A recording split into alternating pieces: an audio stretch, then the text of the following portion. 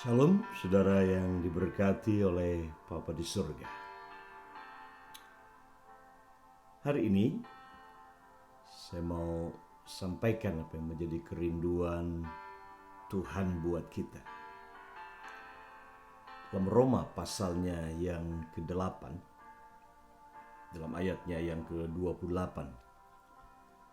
Sebuah ayat yang sudah tidak asing, yang saya yakin kita semua sering mengutip ayat ini.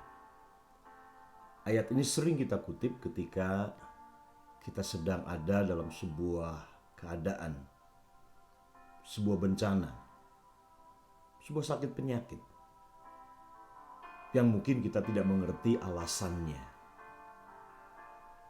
atau tidak mengerti mengapa ini terjadi dalam hidup kita. Kita sering sekali kutip ayat ini. Nah, saya ingin bacakan ayat ini buat kita sebagai sebuah pesan dari hati Bapa di surga untuk kita. Dalam ayat yang ke-28 Roma pasal yang ke-8 dikatakan, kita tahu sekarang. Kita tahu sekarang. Penting kata kita tahu ini.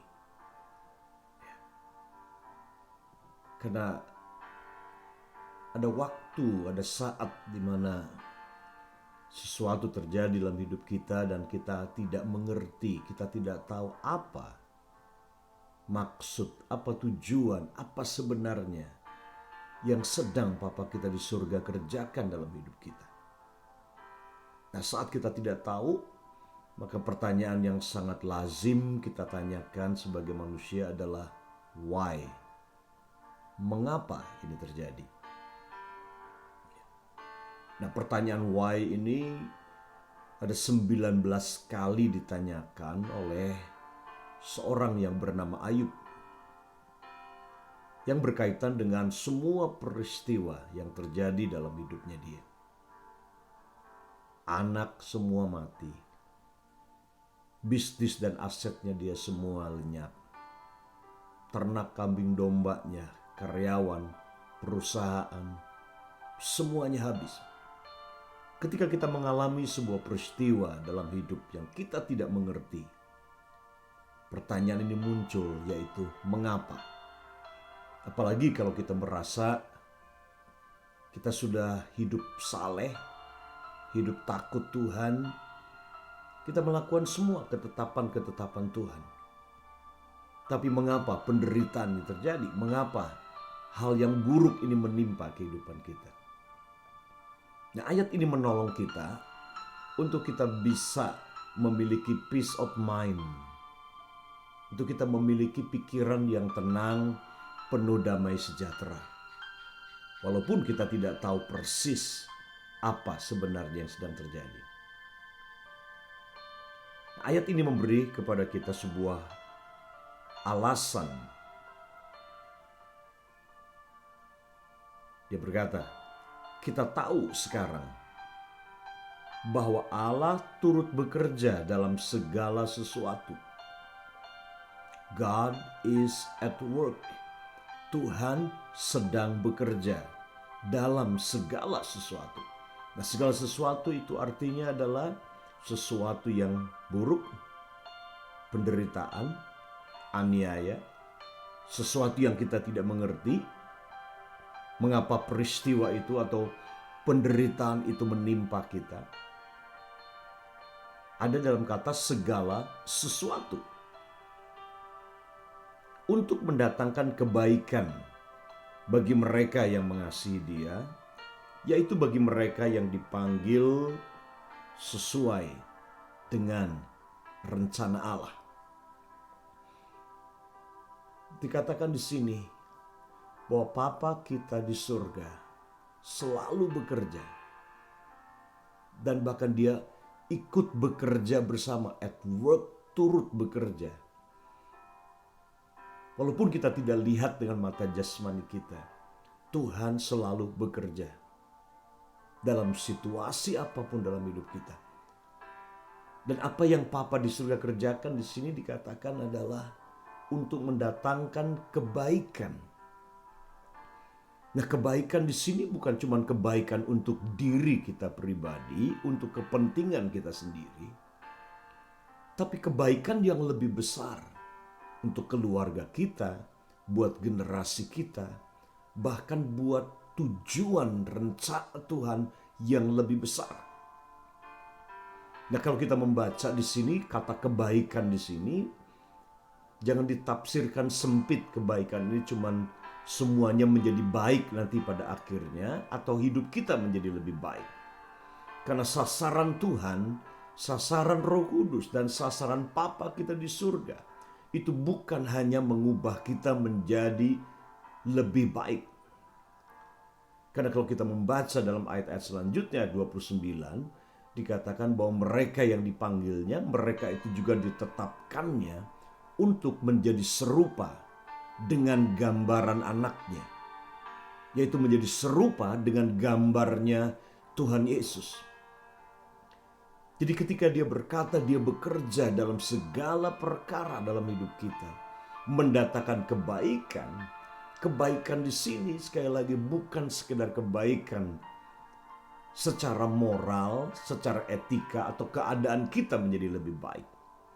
Tapi lebih tinggi dari itu adalah kebaikan di sini adalah mengubah kita menjadi serupa dengan gambaran Yesus anaknya.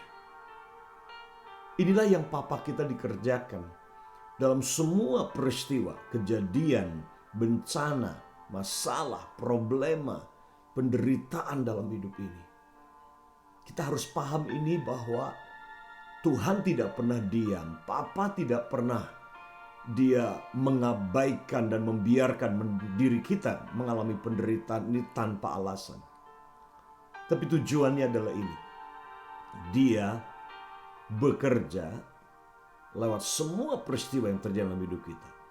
Untuk tujuan, agenda besarnya Tuhan adalah ini. Mengubah kita menjadi serupa dengan Yesus.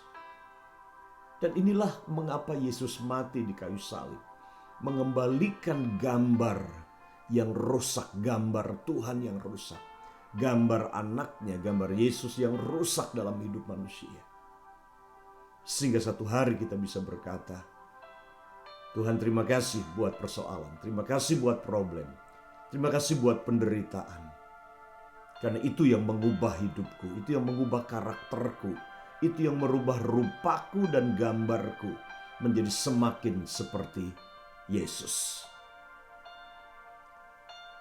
Yang kita perlu lakukan ketika kita sedang ada dalam sebuah peristiwa keadaan yang kita tidak mengerti dengan akal kita, tetap jaga hati untuk mengasihi Dia. Tetap sadari bahwa kita orang-orang yang dipanggil. Terus berdoa di dalam roh, dalam bahasa itu. Karena ketika kita berdoa dalam bahasa itu, Roh Kudus mengerti apa yang ada dalam hatinya Papa di surga.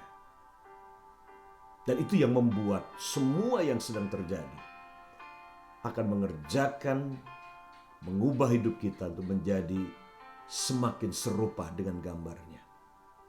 Inilah tujuan akhir. Inilah final destination. Inilah destiny akhir Tuhan buat hidup kita. Dan Papa di surga dan Roh Kudus bisa pakai semua peristiwa yang terjadi dalam hidup kita, orang di sekeliling kita, kejadian yang menimpa kita untuk menggenapi rencana ini, yaitu mengubah kita menjadi serupa dengan gambarnya. Bukan hanya itu, mereka yang dipanggilnya ditetapkannya menjadi serupa dengan gambarnya. Mereka yang dipanggilnya itu juga dibenarkannya dan kemudian dimuliakannya. Inilah keinginan Papa di surga buat kehidupan kita. Memuliakan kita sebagaimana Yesus dimuliakan. Jadi cintai Papa di surga. Cintai Tuhan dalam keadaan apapun. Walaupun engkau tidak mengerti dan tidak tahu saat ini dengan akal pikiranmu apa sebenarnya yang Tuhan sedang kerjakan. Pastikan ini, kau paham bahwa Tuhan selalu bekerja, yaitu mengubah hidup kita menjadi serupa dengan gambarnya. Tuhan Yesus memberkati kita. Bapa di surga mencintai dengan kasih yang kekal. dan sempurna. God bless you.